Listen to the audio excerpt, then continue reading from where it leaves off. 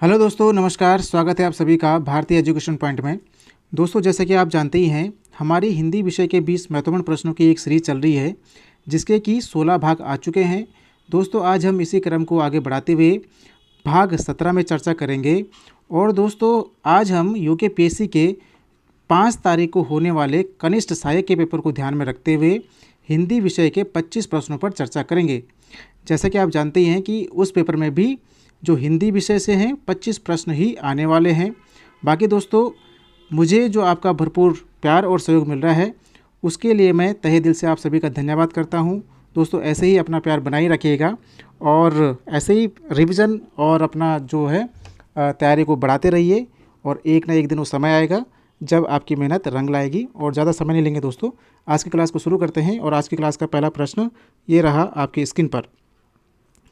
पूछ रहा है दोस्तों, ठंडी हवा चल रही थी इसीलिए मैं जल्दी ना उठ सका। रचना के आधार पर वाक्य है। विकल्प साधारण वाक्य, संयुक्त वाक्य, मिश्र वाक्य या फिर सरल वाक्य। तो दोस्तों, मैंने आपको बताया था कि रचना के आधार पर वाक्य 3 प्रकार के होते हैं, जिसमें हम देखते हैं कि साधारण वाक्य या हम जिसको सरल वाक्य बोलते हैं, संयुक्त वाक्य और मिश्र वाक्य। हमने देखा कि जहाँ पर जिस वाक्य में एक ही उद्देश्य हो और एक ही विधेय हो, वहाँ पे सरल वाक्य होता है। और जिस वाक्य में 2 सरल वाक्य जुड़कर आ जाते हैं या फिर समुच्चय बोधक से अलग होते हैं, वहाँ पे संयुक्त वाक्य होता है। मिश्र वाक्य में हमने देखा कि जहाँ पर एक मुख्य उपवाक्य होता है और वाक्य का बचा हुआ पार्ट उसी मुख्य उपवाक्य पर निर्भर होता है या आधारित होता है, वहाँ पे मिश्र वाक्य हो जाता है। तो यहाँ पे हम देखते हैं दोस्तों, जो इसका आंसर हो जाएगा, ये हो जाएगा विकल्प बी, मिश्र वाक्य, संयुक्त वाक्य। ठंडी हवा चल रही थी इसलिए मैं जल्दी ना उठ सका। यहाँ पे हम देखेंगे कि जो इसलिए है एक समुच्चय बोधक है। और ये जो दोनों के दोनों आप देख रहे हैं, क्या देख रहे हैं, जो आप दोनों के पार्ट देख रहे हैं यहाँ पे, मैं जल्दी ना उठ सका एक अपने आप में सरल वाक्य है। और ठंडी हवा चल रही थी एक क्या है, सरल वाक्य है। संयुक्त वाक्य की एक और पहचान है कि जब आप समुच्चय बोधक से उनको तोड़ते हैं तो वो अपने आप में पूर्ण वाक्य होते हैं। ठीक है, ये जो वाक्य है ये अपने आप में भी अलग से भी प्रयोग किया जा सकता है कि ठंडी हवा चल रही थी, सिंपल सी बात है। और मैं जल्दी ना उठ सका, ये अलग भी आप प्रयोग कर सकते हैं, इनको आप अलग अलग भी प्रयोग कर सकते हैं। तो ये भी एक संयुक्त वाक्य की पहचान है। और ऐसे आप ध्यान रखिए इसको। बाकी 1-2 इसके एग्जाम्पल और किताब में करिएगा तो आपका इसमें डाउट क्लियर हो जाएगा। एक प्रश्न इससे अवश्य ही बनने वाला है, इतना मुझे भरोसा है। प्रश्न नंबर 2 की ओर बढ़ते हैं। पूछ रहा है दोस्तों, निम्नलिखित में से किस शब्द में अप उपसर्ग नहीं लगा हुआ है। विकल्प हैं अपरोक्ष, अपादान, अपवाद, अपमान। तो फटाफट से इसका आंसर करिए दोस्तों।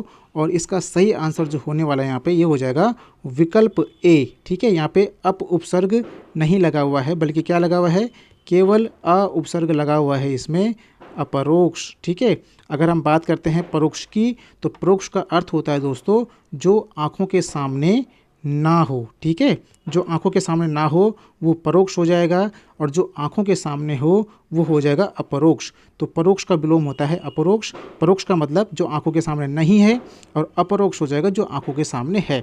ठीक है, वहीं अगर हम बात करते हैं तो इनमें सब में लगा हुआ है अप प्लस आदान, ये हो जाएगा अपादान। ठीक है, इसके अलावा अपवाद, इसमें भी अप है प्लस वाद है। ठीक है, उपसर्ग लगा है अप प्लस मान, अपमान। ठीक है, तो ये सभी में उपसर्ग लगा है, बल्कि इसमें, जबकि इसमें नहीं लगा हुआ इसमें, क्योंकि उपसर्ग है। प्रश्न नंबर 3 की ओर बढ़ते हैं। और यहाँ पे पूछ रहा है दोस्तों, पानी न बरसता तो धान सूख जाता, किस प्रकार का वाक्य है। विकल्प हैं संदेहवाचक, इच्छावाचक, संकेतवाचक, आज्ञावाचक।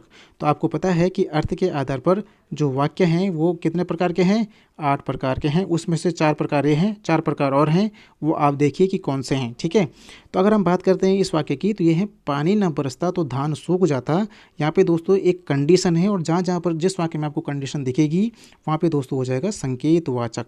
यहाँ पे कंडीशन ये है कि पानी न बरसता तो धान सूख जाता, और अगर पानी बरसता तो तब क्या हो जाता, धान नहीं सूखता। क्या बोल रहे हैं यहाँ पे, पानी न बरसता तो क्या हो जाता है, धान सूख जाता, और पानी बरस गया तो धान सूखा नहीं है। तो कंडीशन किस पे हो रही है, कंडीशन ये है कि पानी के बरसने और ना बरसने पे यहाँ पे धान सूखने का वो हो रहा है, कि धान सूखने का जो क्या है, निर्भर है, वो पानी के बरसने पर है। तो इसलिए यहाँ पे एक कंडीशन है, इस प्रकार यहाँ पे हो जाएगा संकेतवाचक। किसी भी वाक्य में आपको कोई कंडीशन दिखे या शर्त दिखे तो वहाँ पे आप करेंगे संकेतवाचक।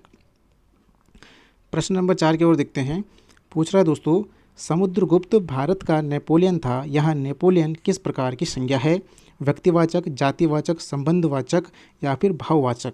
तो दोस्तों आपको ध्यान रखना है कि जब ऐसे किसी का उदाहरण दिया जाए, ठीक है, तो वहाँ पे क्या हो रहा है दोस्तों, हम भारत के नेपोलियन की बात कर रहे हैं यहाँ पे कि समुद्रगुप्त को भारत का नेपोलियन कहा जाता है। यहाँ पे जो आंसर इसका जातिवाचक है। आपको ध्यान रखना है कि जो भारत का नेपोलियन, इसको इसलिए कहा गया है कि जो फ्रांस में नेपोलियन था, उसके गुणों को समुद्रगुप्त में क्या किया गया है, देखा जा रहा है। ठीक है, नेपोलियन, ठीक है, नेपोलियन यहाँ पे ये हो जाएगा। तो जो फ्रांस का नेपोलियन था, जो स्थिति उसके अपने देश में थी, वही स्थिति समुद्रगुप्त की भारत में थी। इस प्रकार ये तुलना की जा रही है। और जब कभी ऐसा केस बनेगा तो उस केस में क्या हो जाएगी दोस्तों, जातिवाचक संज्ञा हो जाएगी। ठीक है, जब हम किसी के गुणों के हिसाब से किसी की तुलना करते हैं तो वहाँ पे जातिवाचक संज्ञा हो जाती है। भारत का समुद्रगुप्त भारत का नेपोलियन था, नेपोलियन हो जाएगी दोस्तों जातिवाचक संज्ञा। उम्मीद करता हूँ आप समझ पा रहे होंगे। 5वां प्रश्न है दोस्तों, पूछ रहा है यहाँ पे, सब आप ही की राह देख रहे थे वाक्य में रेखांकित शब्द कौन सा सर्वनाम है? विकल्प है संबंधवाचक, निजवाचक, पुरुषवाचक, अनिश्चयवाचक। तो आपको देखना है दोस्तों, मैं बात कर रहा हूँ आपकी, ठीक है, मैं आपको बोल रहा हूँ कि सब आप ही की राह देख रहे थे। आपने देखा होगा कि जो पुरुषवाचक है उसमें 3 भेद आ जाते हैं। कौन कौन से? उत्तम पुरुष, मध्यम पुरुष और अन्य पुरुष। ठीक है, उत्तम पुरुष में मैं हूँ जो मैं बोल रहा हूँ, वक्ता हो गया। मध्यम पुरुष में आप हैं जो आप सुन रहे हैं, ठीक है, और अन्य पुरुष में हम जिसकी बात कर रहे हैं। तो मैं आपसे कह रहा हूँ, मेरे मुख के सामने आप हैं, मैं बोल रहा हूँ सब आप ही की राह देख रहे थे। आपने कॉल नहीं करना। अगर कॉलिंग में आप करेंगे तब अलग मैटर हो जाएगा। वैसे कॉलिंग में भी आप जिससे बात कर रहे हैं तो वही श्रोता वही हो गया। तो यहाँ पे श्रोता की ही बात हो रही है। जहाँ पे श्रोता की बात होगी वहाँ पे मध्यम पुरुष हो जाएगा। और मध्यम पुरुष पार्ट है दोस्तों किसका? पुरुषवाचक का। ठीक है, आप से आप इसलिए कन्फ्यूज हो जाते हैं आप वर्ड से, क्योंकि बार बार आपको ध्यान आता है कि आपका मतलब निजवाचक होता है। तो निजवाचक तभी होगा जब हम अपने के बारे में खुद बात करने लग जाएंगे। जब ये उत्तम पुरुष अपनी बात करने लग जाएगा उस केस में हो जाएगा आप। ठीक है, बढ़ेंगे अगले प्रश्न में। और प्रश्न नंबर 6 पूछ रहा दोस्तों, तीसरा शब्द में विशेषण कौन सा है? पूर्णांक बोधक, आवृत्ति बोधक, क्रमवाचक, गणनावाचक। ये है गणनावाचक। ठीक है, ये टाइपिंग मिस्टेक है यहाँ पे, गणनावाचक। तो आपको ध्यान रखना है दोस्तों, तीसरा शब्द में विशेषण होगा कौन सा? क्रमवाचक। ठीक है, पहला, दूसरा, तीसरा, ये सारे के सारे किस में आते हैं? क्रमवाचक में आते हैं। इसमें थोड़ा सा देख लेते हैं। तो मैं आपको परसों भी बताया था कि विशेषण के क्या हैं, 4 भेद हैं, जिसमें हम देखते हैं गुणवाचक, संख्यावाचक, परिमाणवाचक, सार्वनामिक और संकेतवाचक। इसका आप स्क्रीनशॉट भी ले सकते हैं और एक बार इसको ढंग से पढ़िएगा। तो जो संख्यावाचक है, संख्यावाचक के क्या होते हैं दोस्तों? संख्यावाचक भी कितने भेद होते हैं? 5 भेद हो जाते हैं। कौन कौन से? गणनावाचक, क्रमवाचक, आवृत्तिवाचक, समुदायवाचक, प्रत्येकबोधक। तो जो इसमें क्रमवाचक है दोस्तों, इसमें आप देख रहे होंगे उदाहरण में पहला, दूसरा, तीसरा, चौथा, 5वां, ये हो जाएगा आपका क्रमवाचक।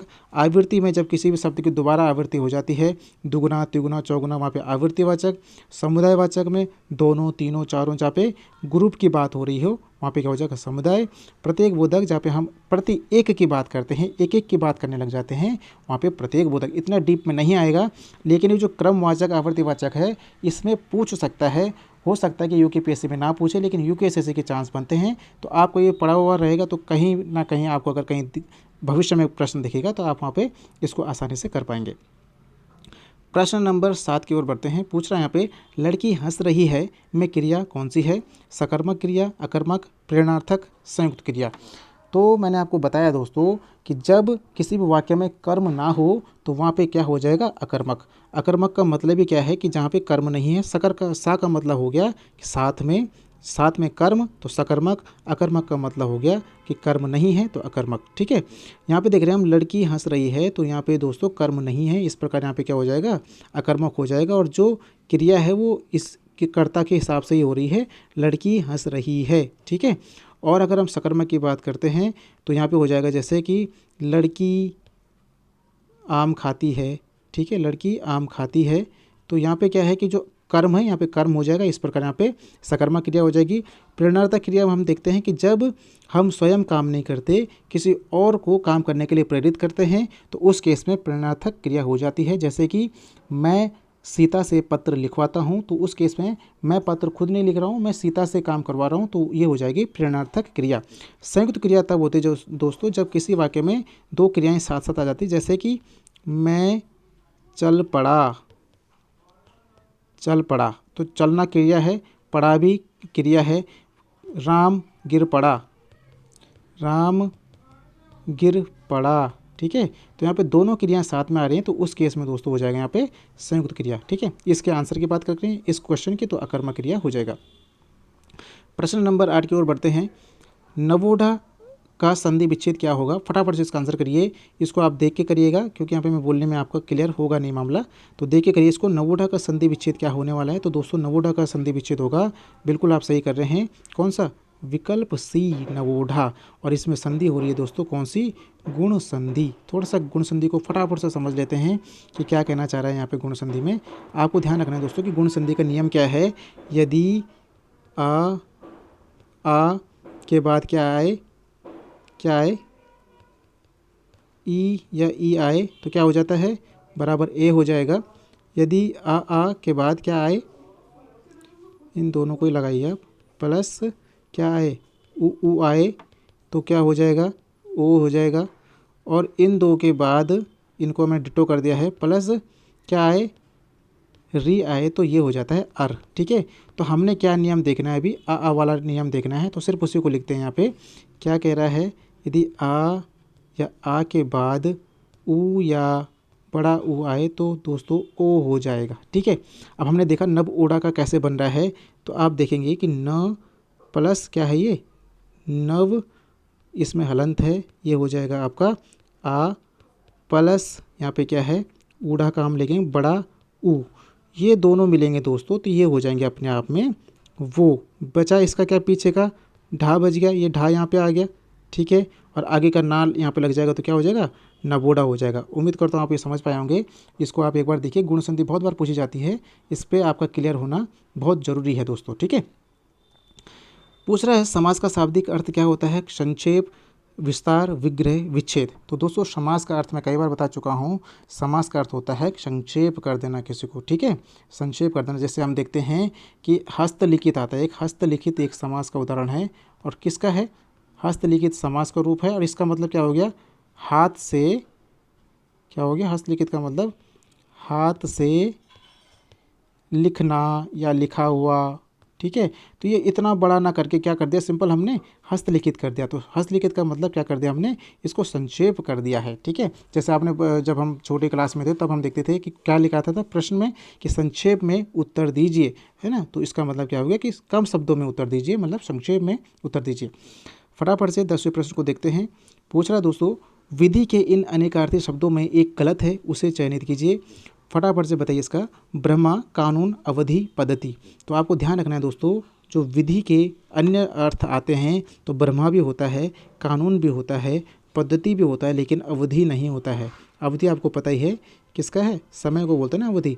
इसमें विधि का अर्थ ब्रह्मा भी होता है, कानून भी होता है, पद्धति भी होता है, ये भी आप ध्यान रखिएगा दोस्तों। प्रश्न नंबर 11 को देखते हैं। यहाँ पे पूछ रहा है दोस्तों, इप्सित का विलोम शब्द कौन सा है? अभिप्सित, अनिप्सित, परोपसित, सुनिप्सित। फटाफट से इसका आंसर करिए। मोस्ट इंपॉर्टेंट क्वेश्चन दोस्तों ये है। तो इप्सित के अगर मैं अर्थ की बात करता हूँ तो इप्सित का अर्थ होता है चाहा हुआ, जो कुछ आपने चाहा हुआ है, या इसको हम क्या बोलेंगे, एक्सपेक्टेड भी इसको हम बोल सकते हैं, एक्सपेक्टेड, ठीक है। तो इसका जो विलोम हो जाता है दोस्तों वो हो जाता है अनिप्सित। अब इप्सित का अर्थ हुआ चाहा हुआ, और इसका मतलब अनचाहा हो जाएगा आपका, जो आपने चाहा नहीं है कभी, उसको हम बोलेंगे अनिप्सित। प्रश्न नंबर 12 की ओर बढ़ते हैं। पूछ रहा दोस्तों, निम्नलिखित में से एक शब्द आम का पर्यायवाची नहीं है। अति सौरभ, सहकार, रसाल, अम्बु। फटाफट से इसका आंसर करिए दोस्तों। सारे के सारे प्रश्न मोस्ट इंपॉर्टेंट प्रश्न हैं, ये किसी न किसी एग्ज़ाम में पूछे गए हैं। और यूकेपीएससी का जो पेपर रहने वाला है, हिंदी के जो पार्ट है वो इसी पैटर्न पे रहेगा। आप इसको, इन प्रश्नों को अगर आप अच्छे से कर पा रहे हैं तो वहाँ पे आपको ज़्यादा दिक्कत नहीं होगी। बाकी एक दो क्वेश्चन तो ऐसे होते हैं वो किसी को भी नहीं आने होते हैं, उस पर आपको गेस ही करना पड़ता है। बाकी आप इतनी तैयारी करके जाते हैं तो आपको हिंदी में दिक्कत नहीं होगी। तो दोस्तों अगर मैं बात करूँ इस प्रश्न की कि आम का पर्यायवाची नहीं है, दोस्तों अम्बु आम का पर्यायवाची नहीं है। तो ये किसका है? तो दोस्तों ये किसका हो जाएगा? ये हो जाएगा आपका किसका? पानी हो गया, नीर, वारी, और इसके अलावा उदक, ये सारे के सारे किसके हैं? जल के पर्यायवाची हैं। बाकी अगर हम बात करते हैं तो ये सारे किसके हैं? आम के पर्यायवाची हैं, ठीक है। तो ये आप ध्यान रखिएगा। इसके अलावा आम के जो और आते हैं, कौन आते हैं? पिक, बंधु, ठीक है। इसके अलावा आता है एक अमृत, फल, ठीक है। अमृतफल, यहाँ पर लिखने में थोड़ा सा दिक्कत है तो आप सुन के नोट कर सकते हैं, ठीक है। अमृतफल हो गया। और आम का एक और पूछा जाता है क्या, फल श्रेष्ठ, क्या पूछा जाता है, फल श्रेष्ठ, फल श्रेष्ठ, ये भी दोस्तों आम का ही पर्यायवाची है। प्रश्न नंबर 13 की ओर बढ़ते हैं। पूछ रहा है दोस्तों, खेत रहना मुहावरे का अर्थ है, विकल्प हैं वीर गति को प्राप्त हो जाना, संपत्ति का बचा रह जाना, इज्जत बच जाना, जमीन बिक जाना। तो खेत रहने का अर्थ होता है दोस्तों विकल्प ए। जब कभी भी पूछा जाता है कि खेत रहना मुहावरे का अर्थ क्या है, तो आप करेंगे वहाँ पे वीर गति को प्राप्त हो जाना या फिर मर जाना। अगर वीर गति को प्राप्त होना ना आए और वहाँ पे विकल्प में हो मर जाना, तो आप वहाँ पे लगा देना मर जाना, ठीक है। तो ये हो जाएगा खेत रहना। प्रश्न नंबर 14 आपके सामने है। पूछ रहा है ससुर का तत्सम शब्द क्या है, तो आप ये ध्यान रखिए कि ये क्या है, एक तद्भव है, ठीक है। ये तद्भव हो गया है और इसका तत्सम रूप क्या है, अभी आपको देखना पड़ेगा, मैं बोलूँगा तो वैसे ही समझ नहीं आएगा। तो वैसे इसका जो सही आंसर हो जाएगा विकल्प सी, ससुर होता है। किसका, ससुर का होता है श्वशुर, ठीक है, श्वशुर। तो इसकी प्रैक्टिस आप करिए श्वशुर बोलने की बार बार, तो आप बिल्कुल संस्कृत के क्या बन जाएंगे, विद्वान बन जाएंगे। 15वें प्रश्न की ओर हम बढ़ते हैं और पूछ रहा है दोस्तों, निम्न में शुद्ध वर्तनी वाला शब्द है। अब शुद्ध वर्तनी है तो ये भी आपको देखना पड़ेगा। अब देखते हैं आपकी वर्तनी कैसी है, तब तक आप इसका आंसर करिए, मैं इसको अर्थ बताता हूँ। तो विदुषी का मतलब होता है विद्वान, विद्वान नहीं, क्या बोलेंगे, ज्ञानी स्त्री, ठीक है। ज्ञानी स्त्री है, जो जानकार है, समझदार है, उसको हम बोलेंगे। जैसे विद्वान बोलते हैं ना, तो विद्वान हम बोलते हैं पुरुष को, तो विद्वान का ही जो स्त्रीलिंग शब्द है दोस्तों वो हो जाता है विदुषी, ठीक है। ये स्त्रीलिंग शब्द है, ये स्त्री के लिए प्रयोग होगा विदुषी, और पुरुष के लिए होता है क्या, विद्वान। तो उसी का ही स्त्रीलिंग शब्द है ये, ठीक है, विद्वान। अगर हम बात करूँ इसकी, तो इसका जो सही आंसर ये हो जाएगा विदुषी, ठीक है। ये वर्तनी में बार बार पूछा जाता है, तो इसको आप ध्यान रखिए। शुद्ध वर्तनी में रहेगी जो विदुषी की, ये रहेगा। और ये किसका स्त्रीलिंग है, विद्वान शब्द का स्त्रीलिंग हो जाएगा। पूछ रहा है दोस्तों, थोड़ा नपा तुला भोजन करने वाले के लिए एक शब्द होगा। विकल्प हैं सर्वाहारी, मिताहारी, मितहारिन, मितव्ययी। तो दोस्तों आपको ध्यान रखना है कि जो थोड़ा नपा तुला भोजन या ध्यान से भोजन करता है, कम खाने वाला जिसको हम बोलेंगे, कम खाने का मतलब थोड़ा सा ध्यान से खाता है, ये नहीं हड़बड़ जो मिला वही खा लिया, तो उसको हम बोलेंगे जो नपा तुला भोजन करता है उसको बोलेंगे हम मिताहारी। जैसे कि मितव्ययी होता है जो सोच समझ कर खर्च करता है, उसको हम बोलते हैं मितव्ययी, क्या, सोच समझकर खर्च करने वाला, ठीक है। उसी प्रकार सोच समझकर खाना खाने वाला वो हो जाएगा मिताहारी। सर्वाहारी का मतलब जो सब कुछ खा लेता है उसको हम बोलेंगे सर्वाहारी। 17वें प्रश्न की ओर बढ़ते हैं। मोस्ट इम्पोर्टेंट प्रश्न है, किस तिथि को हिंदी को राजभाषा बनाने का निर्णय लिया गया था। विकल्प 15 अगस्त 1947, 26 जनवरी 1950, 14 सितंबर 1949, 10 जनवरी 1975। तो दोस्तों आपको ध्यान रखना है, ये आपको पता ही होगा कि 14 सितंबर 1949 को हिंदी को राजभाषा बनाने की घोषणा की गई थी। और इसी वजह से दोस्तों 1953 से राष्ट्रीय हिंदी दिवस मनाया जाता है। कब, राष्ट्रीय हिंदी दिवस मनाया जाता है कब, 14 सितंबर को। तो ये भी आप ध्यान रखिएगा कि राष्ट्रीय हिंदी दिवस कब मनाया जाता है, तो भैया 14 सितंबर को मनाया जाता है। क्यों मनाया जाता है, क्योंकि 14 सितंबर 1949 को हिंदी को राजभाषा बनाने की घोषणा की गई थी। प्रश्न नंबर 18 की ओर हम बढ़ते हैं। पूछ रहा है दोस्तों, देवनागरी लिपि का सर्वप्रथम प्रयोग किस राज्य में हुआ माना जाता है। विकल्प हैं राजस्थान, उत्तर प्रदेश, कर्नाटक, गुजरात। तो दोस्तों इसका सही आंसर यहाँ पे हो जाएगा विकल्प डी, क्या हो जाएगा, गुजरात, ठीक है। देवनागरी लिपि का सर्वप्रथम प्रयोग जो हुआ है गुजरात में हुआ है। लेकिन आपको ध्यान रखना है कि जो गुजराती भाषा है उसकी लिपि देवनागरी नहीं है। ये क्वेश्चन कभी आएगा तो आप उसको गुजराती में, जो देवनागरी लिपि है वो गुजराती में क्या बोलते हैं, गुजराती भाषा जो है वो देवनागरी लिपि में नहीं लिखी जाती है। बस इसमें क्या है कि जो इतिहासकार है उनका मानना है कि जो गुजराती भाषा है वो देवनागरी लिपि पर ही आधारित है, बेस्ड है। कुछ कुछ वर्ड जो उसके संकेत हैं वो उसी पर आधारित हैं। लेकिन कभी प्रश्न बनेगा कि गुजराती देवनागरी में लिखी जाती है नहीं, तो वहाँ पे आप करिए नहीं, क्योंकि ये पटवारी के पेपर में पूछा गया था और वहाँ पे विकल्प में गुजराती भी था, ठीक है। और उसका आंसर क्या है, उसका आंसर है दोस्तों मराठी। बढ़ेंगे 19वें प्रश्न की ओर। पूछ रहा है दोस्तों, ढूंढाड़ी बोली है। विकल्प हैं पश्चिमी राजस्थानी की, पूर्वी राजस्थानी की, दक्षिणी राजस्थान की या फिर उत्तरी राजस्थानी। ठीक है। तो आपको ध्यान रखना है दोस्तों, मैंने आपको पिछली वीडियो में भी बताया था कि आपको क्या ट्रिक याद रखनी है। ये हो गया आपका उत्तर, दक्षिण, पूरब, पश्चिम। आपको ध्यान रखना है दोस्तों, मार जयपुरी, मार जयपुरी मेवा के माल को, क्या करना है, मार जयपुरी मेवा के माल को। इसका मतलब क्या हो गया, ये हो गया मेवाती, ये होगी जयपुरी, ये हो गई मारवाड़ी, ठीक है, ये हो गया आपका मालवी। तो आपको क्या ध्यान रखना है कि ये उत्तर, दक्षिण, पूरब, पश्चिम, ये चारों दिशाओं में बोली जाने वाली भाषाएं हैं। यहाँ पे आपको ध्यान रखना, जो ये जयपुरी है इसी को ही ढूंढाड़ी भी कहा जाता है। ढूंढाड़ी, ये लिखने में गलत हो रहा है लेकिन आप ढूंढाड़ी यहाँ पे जाइए, यहाँ पे लिखा हुआ करेक्ट, तो ढूंढाड़ी कहा जाता है। तो इस प्रकार आप देखेंगे कि ये पूर्वी राजस्थान की बोली हो रही है ढूंढाड़ी। तो इस प्रकार आप आसानी से कर पाएंगे। आपको 2-4 बार ऐसे ये बनाइए, इनको दिशाओं का ज्ञान बनाइए, और मार जयपुरी मेवा के माल को अगर 4-5 बार आपने कर दिया तो हमेशा के लिए आपकी इसमें टेंशन खत्म हो जाएगी। 20वां प्रश्न, मोस्ट इंपोर्टेंट प्रश्न, विशिष्ट अवसर पर विशिष्ट लोगों के समक्ष दिया गया विद्वतापूर्ण भाषण कहलाता है। संभाषण, विशिष्ट भाषण, अभिभाषण, अनुभाषण। तो आपको ध्यान रखना है दोस्तों, विशिष्ट अवसर पर विशिष्ट लोगों के समक्ष दिया गया विद्वतापूर्ण भाषण होता है क्या, अभिभाषण। ठीक है, मोस्ट इंपॉर्टेंट ये है। और थोड़ा सा इसमें आप और देखिए, मैंने लिख दिया है कि इसका आंसर तो आपने देख लिया, अभिभाषण हो गया। बाकी आपको ध्यान रखना है कि सार्वजनिक सभा में दिया गया वक्तव्य भाषण होता है, लेकिन किसी खास मकसद से जुटे लोगों को संबोधित करना अभिभाषण हो जाता है। जैसे संसद के सत्र के दौरान राष्ट्रपति का वक्तव्य और विधानसभा में राज्यपाल का वक्तव्य क्या होता है, अभिभाषण होता है। वहीं अगर हम बात करते हैं संभाषण की, तो 2 या 2 से अधिक लोगों के बीच किया गया वार्तालाप क्या कहलाता है, संभाषण कहलाता है। उम्मीद करता हूँ आपने समझ पाए होंगे इसको, और आप इसको याद भी रखेंगे। प्रश्न नंबर 21 पूछ रहा है दोस्तों, राष्ट्रीय हिंदी पत्रकारिता दिवस कब मनाया जाता है, 3 मई, 22 मई, 30 मई, 1 मई। तो दोस्तों आपको ध्यान होगा, इसका सही आंसर जो है विकल्प सी हो जाएगा, 30 मई। अब क्यों ही इसी दिन मनाया जाता है, तो आपको ध्यान रखना है कि 30 मई 1800 कब, 1860 लिख दिया मैंने। आपको ध्यान रखना है 30 मई 1800 कब, 26 को, 30 मई 1826 को हिंदी, क्या, हिंदी का पहला समाचार पत्र कौन सा, उद्दंत, उद्दंत मार्तंड, उद्दंत मार्तंड का प्रकाशन हुआ था। और किसने किया था, तो जुगल किशोर शुक्ला ने किया था। किसने, जुगल किशोर शुक्ला। यहाँ पे राइटिंग में आ जाएगा, बोर्डों पे जाइए। तो आपको ध्यान रखना है कि 30 मई 1826 को हिंदी के पहले समाचार पत्र उद्दंत मार्तंड का प्रकाशन किया था। किसने, जुगल किशोर शुक्ला ने, और यह साप्ताहिक था।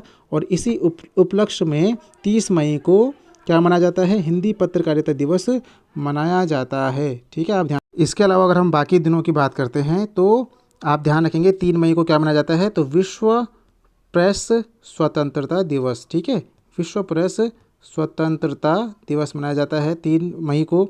और 22 मई को जैव विविधता दिवस, बार बार पूछा जाता है, जैव विविधता दिवस मनाया जाता है। ठीक है, यहाँ पे आप राइटिंग में मत जाइए। 1 मई को तो पता ही है आपको, श्रमिक दिवस मनाया जाता है। कौन सा, विश्व श्रमिक दिवस मनाया जाता है दोस्तों, कब, 1 मई को। ठीक है, तो हमने क्या क्या देखा अभी, 3 मई को विश्व प्रेस स्वतंत्रता दिवस, 22 मई को जैव विविधता दिवस, 30 मई को क्या, राष्ट्रीय हिंदी पत्रकारिता दिवस, 1 मई को विश्व श्रमिक दिवस मनाया जाता है।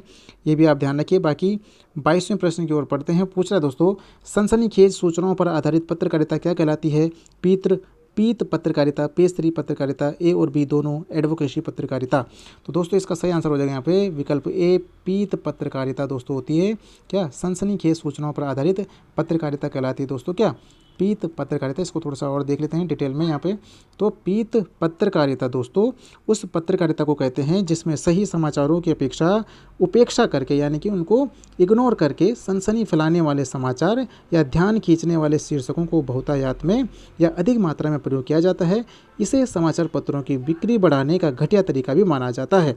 तो पीत पत्रकारिता आप समझ पाएंगे कि ये है पीत पत्रकारिता की कंडीशन। बाकी पेज 3 पत्रकारिता की अगर हम बात करते हैं तो ऐसी पत्रकारिता जिसमें फैशन, अमीरों की पार्टियों, महफिलों और जाने माने लोगों के निजी जीवन के बारे में बताया जाता है, उसको हम बोलते हैं पेज 3 पत्रकारिता। इसके अलावा एडवोकेसी पत्रकारिता क्या हुई, तो किसी खास मुद्दे या विचारधारा के पक्ष में जनमत बनाने के लिए लगातार अभियान चलाने वाली पत्रिका या पत्रकारिता क्या लेती है, क्या एडवोकेसी, और इसी को क्या कहा जाता है, पक्षधर पत्रकारिता भी इसको कहा जाता है। क्या कहा जाता है, पक्षधर पत्रकारिता भी इसको कहा जाता है। उम्मीद करता हूँ आपको ये समझ में आ रहे होंगे। और थोड़ा सा अभी आज लेट हो गया है, थोड़ा सा समय नहीं मिल पाया तो थोड़ा सा लेट हो जाएगा वीडियो में, ठीक है। बाकी पूछ रहा है दोस्तों 23वें प्रश्न में, दीप सा मन जल चुका है वाक्य में उपमेय पहचाने। दीप सा जल मन, तो मैंने आपको बताया है कि ये उपमा अलंकार का स्थिति है या उदाहरण है। आपको मैंने बताया है कि उसमें दो केस होते हैं, एक होता है उपमान। चलो मैं थोड़ा सा साफ लिखने का प्रयास करता हूँ। उपमेय और उपमेय होते हैं दो चीज़। उपमान हमने देखा कि जो दूर होता है, उपमेय हमने देखा कि जो क्या होता है, यहाँ पे ये पास होता है, ठीक है। यहाँ पे हम देखेंगे कि दीप सा मन जल चुका है, तो दोस्तों यहाँ पे जो दीप है ये दूर है, उसकी तरह हम बात कर रहे हैं, तो दीप हो जाएगा क्या, उपमान, और मन हमारे पास में है, मन हो जाएगा दोस्तों क्या, उपमेय, ठीक है। और यहाँ पे बात कर रहा है ये उपमेय की, तो ये हो जाएगा डी, ठीक है। उपमेय हो गया मन, दीप हो गया उपमान, सा दोस्तों क्या है, एक वाचक शब्द है। जो इन सब तुलना के बीच में जो आते हैं उनको हम बोलते हैं क्या, क्या बोलते हैं यहाँ पे, सा। जो सा है, सरिस है, जैसा है, ये सारे के सारे वाचक शब्द हो गए। जल क्या हुआ, यहाँ पे जल पानी का अर्थ नहीं हो रहा है, यहाँ पे जल का मतलब हो गया जलना। जैसे एक दीपक जलता है वैसे ही मेरा मन जल चुका है, तो इस प्रकार इसका अर्थ निकलेगा। और चारों कंडीशन मैंने बता दी, ठीक है। तो आप यहाँ पे इसको ध्यान से नोट करिए और याद भी करिए, समझिए। पूछ रहा है दोस्तों, निम्न में से फारसी शब्द का चयन कीजिए। दुनिया, जिंदगी, बहादुर, उर्दू। फटाफट से इसका आंसर करिए दोस्तों। दुनिया दोस्तों किस भाषा का है, अरबी, ठीक है। ज़िंदगी किस भाषा का, यह आप बताइए तब तक। और ये किस भाषा के हैं दोनों, तो ये हैं तुर्की भाषा के, ठीक है। तो भैया आंसर मैंने पहले बता दिया था कि जो ज़िंदगी है यहाँ पे, ये क्या है, ये कौन सा है, फ़ारसी भाषा का शब्द है ज़िंदगी, ठीक है। तो ध्यान रखिएगा, ज़िंदगी फ़ारसी। 25वें प्रश्न की ओर बढ़ते हैं दोस्तों, और ये अंतिम प्रश्न है आपके लिए, एक कमेंट करने के लिए भी प्रश्न है। और दोस्तों आपको ये प्रयास अच्छा लग रहा है तो चैनल को सब्सक्राइब करके भारतीय एजुकेशन पॉइंट जो कि एक परिवार है इसका हिस्सा बनिए।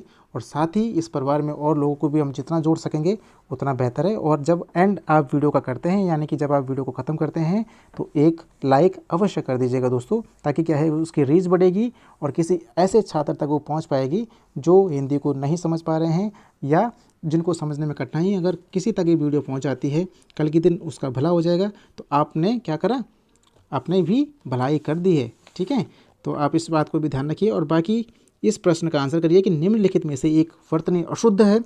अब इसको फिर वर्तनी वाला है तो आपको देखना ही पड़ेगा कौन सा है। और मोस्ट इम्पोर्टेंट है, मुझे लगता है कि ये प्रश्न, ऐसा प्रश्न आपको अवश्य वहाँ पे देखने को मिलेगा इससे वर्तनी से एक। तो दोस्तों इसका जो अशुद्ध वर्तनी वाला है ये हो जाएगा विकल्प सी, ठीक है। शुश्रूषा ऐसे लिखा जाता है दोस्तों। इसका जो एक सामान्य अर्थ होता है सेवक या सेवा, सेवा इसका एक सामान्य अर्थ होता है सर्विस, ठीक है। और बाकी वेशभूषा ऐसे लिखा जाता है, मनीषा ऐसे लिखा जाता है। तो ये हो गए दोस्तों आज के 25 प्रश्न। और उम्मीद करता हूँ दोस्तों आपको मज़ा आ रहा होगा और आप चीज़ों को सीख पा रहे होंगे। और साथ ही आप वीडियो को लाइक भी कर रहे होंगे, कमेंट करके अपनी प्रतिक्रिया आप दीजिए। और उम्मीद ये भी है कि आपने चैनल को, अगर आप भाग 17 तक पहुंच गए हैं तो उम्मीद है कि आपने चैनल को सब्सक्राइब भी कर ही लिया होगा। बाकी दोस्तों ये कमेंट करने के लिए आपको एक क्वेश्चन है कि वन में लगने वाली आग वाक्यांश के लिए एक शब्द क्या होगा। तो दोस्तों आप इसका कमेंट करिए। और बाकी ये 4 मार्च तक 25 प्रश्नों पर हम चर्चा करेंगे, ठीक है। क्योंकि 5 तारीख को जो कनिष्ठ का है उसमें 25 नंबर की हिंदी है, आप जानते ही हैं। तो उसको ध्यान में रखते हुए 25 नंबरों पर चर्चा करेंगे ताकि आपकी प्रैक्टिस 25 नंबरों के हिसाब से हो जाए। बाकी दोस्तों सबसे मेन है कि मोटिवेट रहिए। अब ज़्यादा समय है नहीं आपके पास, ज़्यादा आपको क्या करना है, उतावला भी नहीं होना, अपना शांत रहिए। सबसे ज़्यादा ज़रूरी होता है पेपर के अंत के समय में कि आदमी को घबराहट होने लगती है कि अब क्या पढ़ूँ क्या ना पढ़ूँ। तो कुछ नहीं करना, आपने जितनी मेहनत कर ली थी कर लिए है। मेरा तो यही एडवाइस आपके लिए रहेगा कि जो आप पढ़ चुके हैं सिर्फ नया कुछ मत पढ़ो, सिर्फ और सिर्फ उसको रिवाइज़ करिए। बस जितना रिवाइज़ कर सकते हैं उतना बेहतर। और जो ऑब्जेक्टिव हैं ऑब्जेक्टिव लगाते रहिए। लास्ट समय में ज़्यादा इधर उधर भागेंगे तो दिमाग ज़्यादा काम करता नहीं है। रिलैक्स रहिए, रिलैक्स। दिन में एक आध पिक्चरें देखिए बढ़िया से, शांत दिमाग से रहिए कि जो इतने साल में नहीं हुआ वो 2 दिन में वैसे भी नहीं होना। तो इसलिए ज़्यादा समय नहीं है। सबसे ज़्यादा ज़रूरी है कि कूल रहें, काम रहें, एकदम शांत रहना है। और आपने मेहनत करी है तो आपकी मेहनत का फल आपसे कोई नहीं छीन सकता। और इसी माइंडसेट से पेपर देने भी जाइएगा।